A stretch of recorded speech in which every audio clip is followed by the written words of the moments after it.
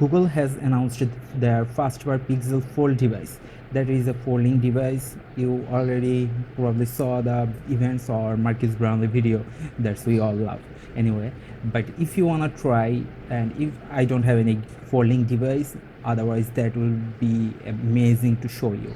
Anyway, if you have any folding device or a normal device like mine and wanna try that folding device, Google Pixel Fold actually, that stock wallpaper on your current folding device or current Android device, you can just, these are the 4 new folding wallpapers for the Pixel Fold.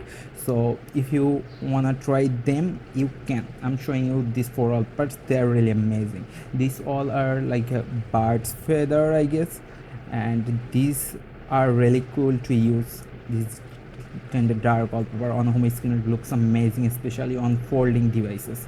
So if you want to try these 4 amazing wallpapers, you can. I'm giving the link in the description, so from there you can easily download and use on your home screen.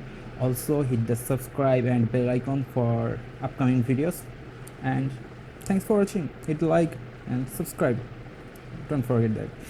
I'll catch you guys in the next one. Peace out.